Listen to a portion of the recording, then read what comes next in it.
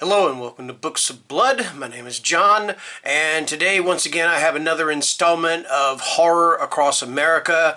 I'm going to be covering 3 states today. The first one is going to be Pennsylvania, then Rhode Island, and finally South Carolina, which is actually my home state. That's where I was born and raised. Alright, so let's go ahead and get underway with Pennsylvania. And the first one we're going to talk about with Pennsylvania is To Be Devoured. And this is by Sarah Tantlinger. What does carrion taste like? Andy has to know. The vultures circling outside her home taunt and invite her to come understand the secrets hiding in their banquet of decay. Fascination morphs into an obsessive need to know what the vultures know. Andy turns to Dr. Fawning, but even the therapist cannot help comprehend the secrets she's buried beneath anger-induced blackouts. Her girlfriend, Luna, tries to help Andy battle her inner darkness and infatuation with the vultures. However, the desire to taste dead flesh, to stitch together wings of her own and become one with the flock sends Andy down a twisted, unforgivable path. Once she understands the secrets the vultures conceal, she must decide between abandoning the birds of prey or risk turning her loved ones into nothing more than meals to be devoured. And that is To Be Devoured, and that is by Sarah Tantlinger. Okay, next up we have got We Sold Our Souls, and this is by Grady Hendrix. Every morning, Chris Pulaski wakes up in hell. In the 1990s, she was lead guitarist of Dirtwork, a heavy metal band on the brink of breakout success until lead singer Terry Hunt embarked on a solo career and rocketed to stardom, leaving his bandmates to rot in obscurity. Now Chris works as night manager of a Best Western. She's tired, broke, and unhappy. Then one day, everything changes. A shocking act of violence turns her life upside down, and she begins to suspect that Terry sabotaged more than just the band. Chris hits the road, hoping to reunite Dirtwork and confront the man who ruined her life. Her journey will take her from the Pennsylvania Rust Belt to a celebrity rehab center to a satanic music festival. A furious power ballad about never giving up, We Sold Our Souls is an epic journey into the heart of a conspiracy-crazed, pill-popping, paranoid country that seems to have lost its very soul. And that is We Sold Our Souls, and that is by Grady Hendrix. Okay. All right. And next we have Imaginary Friend, and this is by Stephen Chbosky. We can swallow our fear or let our fear swallow us. Single mother Kate Reese is on the run. Determined to improve life for her and her son Christopher, she flees an abusive relationship in the middle of the night with her child. Together they find themselves drawn to the tight-knit community of Mill Grove, Pennsylvania. It's as far off the beaten track as they can get. Just one highway in, one highway out. At first it seems like the perfect place to finally settle down. Then Christopher vanishes. For 6 long days no one can find him until Christopher emerges from the woods at the edge of town, unharmed but not unchanged. He returns with a voice in his head only he can hear, with a mission only he can complete. Build a treehouse in the woods by Christmas, or his mother and everyone in the town will never be the same again. 20 years ago, Stephen Chbosky's The Perks of Being a Wallflower made readers everywhere feel infinite. Now Chbosky has returned with an epic work of literary horror, years in the making, whose grand scale and rich emotion redefine the genre. Read it with the lights on. And that is Imaginary Friend, and that is by Stephen Chbosky, or Chbosky. Chbosky. Anyway, I'm sorry. All right. And next, for Pennsylvania, we have got Boys in the Valley, and this is by Philip Fracassi. St. Vincent's Orphanage for Boys. turn of the century in a remote valley in Pennsylvania. Here, under the watchful eyes of several priests, 30 boys work and learn and worship. They live their lives in a methodical way and get along despite different personalities and pasts. Peter Barlow, orphaned by a nighttime murder at his childhood home, has made a new life here. As he approaches adulthood, he has friends, a future, family. Then late one stormy night, a group of men arrive at their door, one of whom is badly wounded, his body covered with occult symbols carved into his flesh. Upon his death, an ancient evil is released that infests St. Vincent's and the children within. Soon boys begin acting differently, forming groups, taking sides. Others turn up dead. Now Peter and those dear to him must choose sides of their own, each of them knowing their lives and perhaps their eternal souls are at risk. And that is, Boys in the Valley by Philip Fracassi. That was a long thing, and I just did not remember the title. Sorry about that, guys. Okay, next up from Stephen King, we have got Christine. Evil is alive in Libertyville. Excuse me, let me rephrase that. Evil is alive in Libertyville. It inhabits a custom-painted red and white 1958 Plymouth Fury named Christine and young Arnold Cunningham, who buys it. Along with Arnold's girlfriend, Lee Cabot, Dennis Gilder attempts to find out the real truth behind Christine and finds more than he bargained for. From murder to suicide, there's a peculiar feeling that surrounds Christine. She gets revenge on anyone standing in her path. Can Dennis save Arnold from the wrath of Christine? And that is Christine, and that is by Stephen King. Okay, next up we've got The Book of Accidents, and this is by Chuck Wendig. Long ago, Nathan lived in a house in the country with his abusive father, and has never told his family what happened there. Long ago, Maddie was a little girl making dolls in her bedroom when she saw something she shouldn't have, and is trying to remember that lost trauma by making haunting sculptures. Long ago, something sinister, something hungry, walked in the tunnels and the mountains and the coal mines of their hometown in rural Pennsylvania. Now Nate and Maddie Graves are married, and they have moved back to their hometown with their son, Oliver.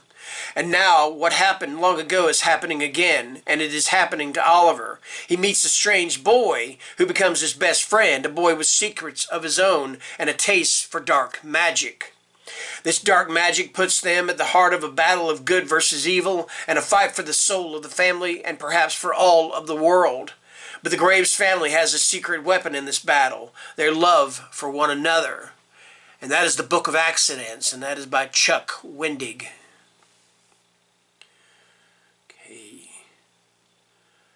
Next we have got, this is the first book in the, I think it's called Pine Deep. I believe it's called the Pine Deep Trilogy. Pretty sure. Anyway, this is Ghost Road Blues, and this is by Jonathan Mayberry. 30 years ago, a blues musician called the Bone Man killed the devil at the crossroads, only to be beaten and hung like a scarecrow in a cornfield. Or so the story goes. Today, the people of Pine Deep celebrate their town's grisly past by luring tourists to the famous haunted hayride, full of chills and scares. But this year, as Halloween approaches, the spookiest town in America will learn the true meaning of fear. Its residents will see the real face of evil lurking behind the masks of ordinary people. They will feel it in their hearts and their bones and their nightmares, because evil never dies. It only grows stronger. And that is Ghost Road Blues, and that is by Jonathan Mayberry. And the second and third books in this series are called Dead Man's Song and Bad Moon Rising. All right.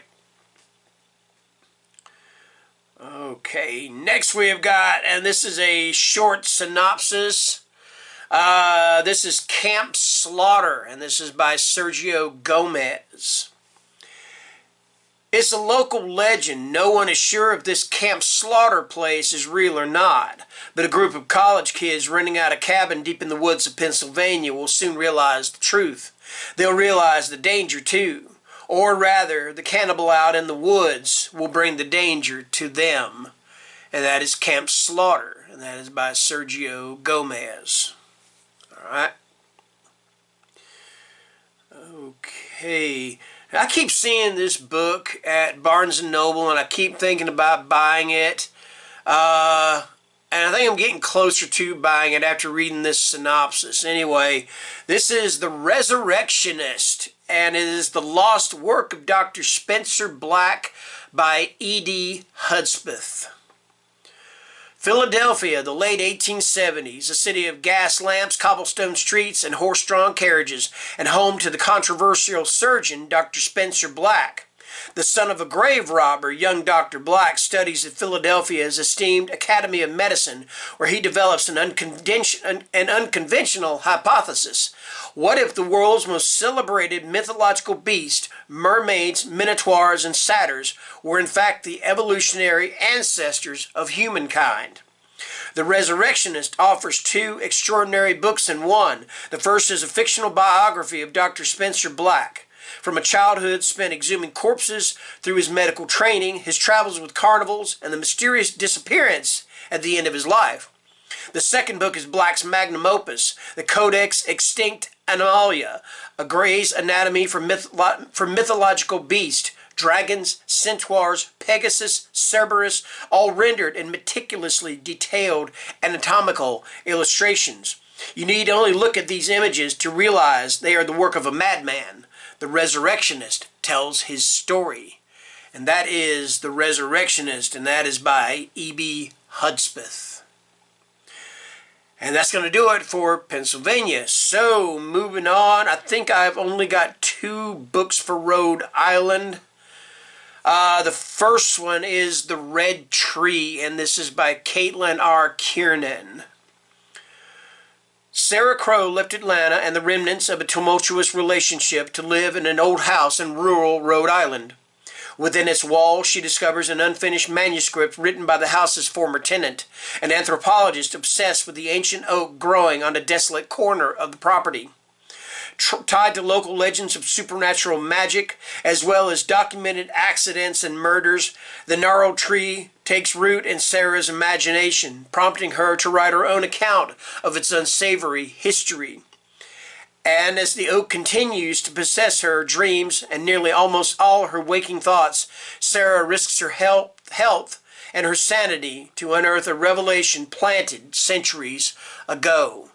And that is The Red Tree, and that is by Caitlin R. Kiernan.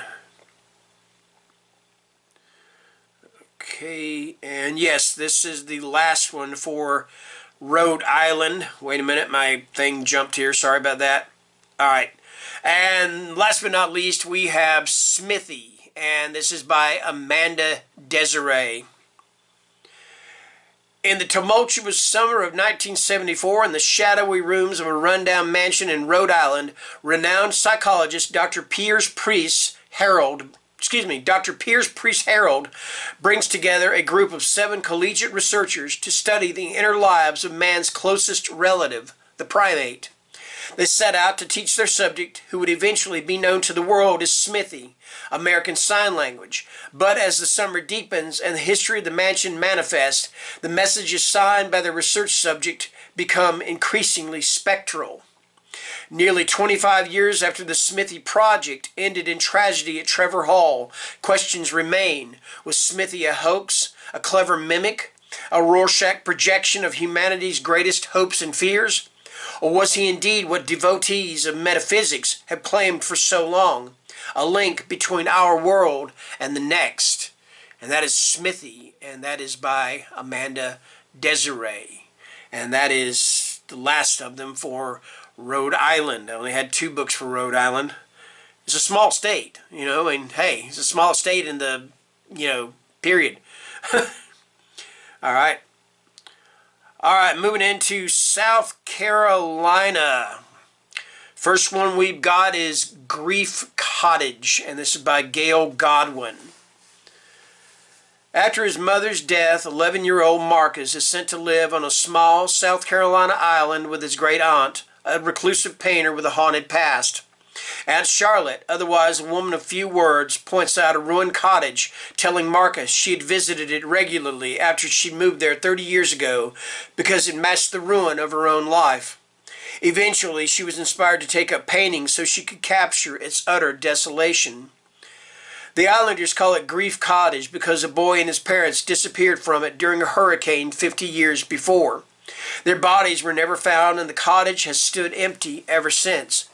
During his lonely hours, while Aunt Charlotte is in her studio painting and keeping her demons at bay, Marcus visits the cottage daily, building up his courage by coming ever closer, even after the ghost of the boy who died seems to reveal himself.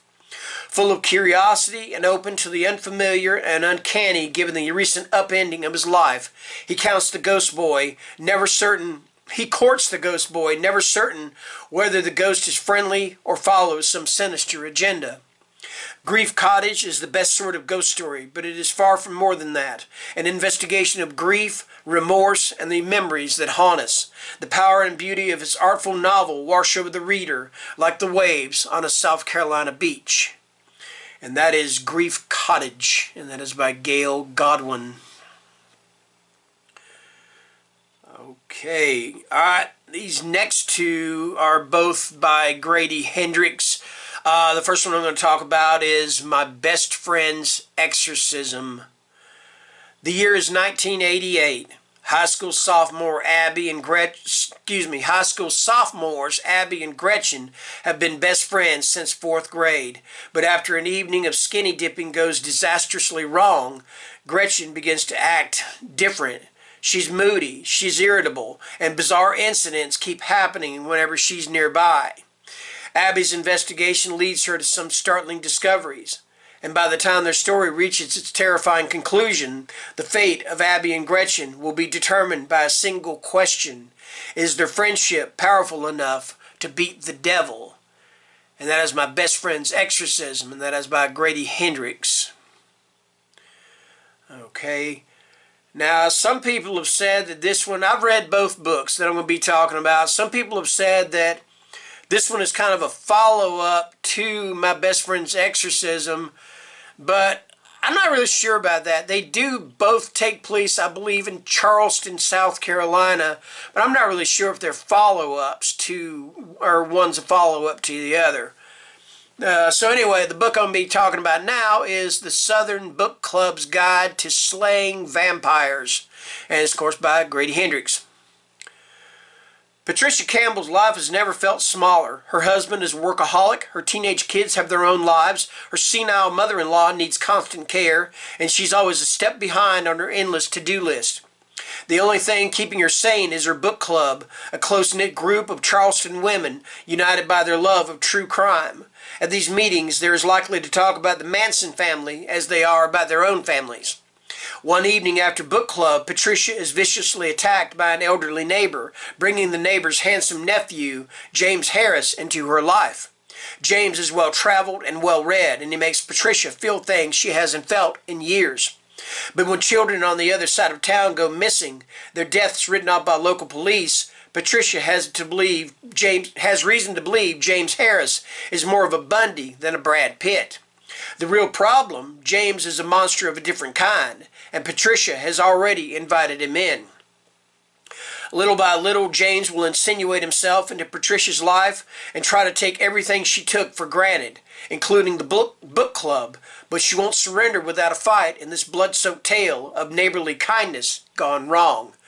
And that is the Southern Book Club's Guide to Slaying Vampires. And if you'll excuse me one moment.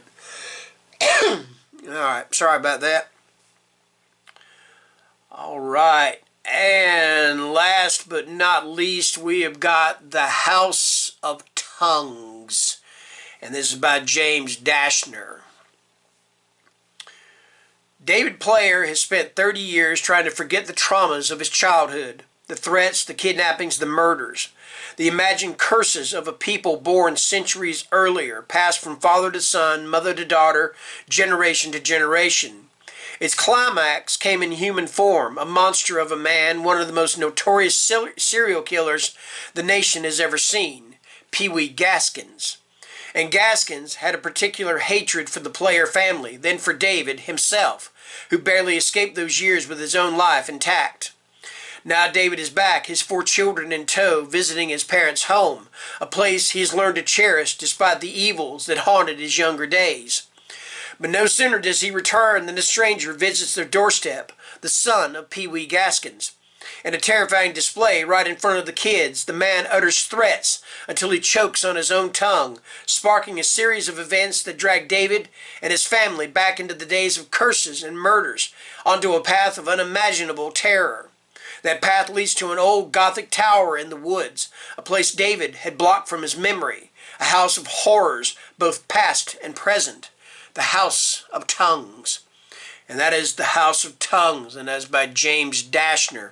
And that is going to do it for Pennsylvania, Rhode Island, and South Carolina. It is Sunday night. I recorded 2 videos for this series today. The first one's going to post on Wednesday, and this one is going to post on Friday, the 18th. Alright, so until then, or until whatever time, thank you for watching, and take care, and stay scared. Bye-bye.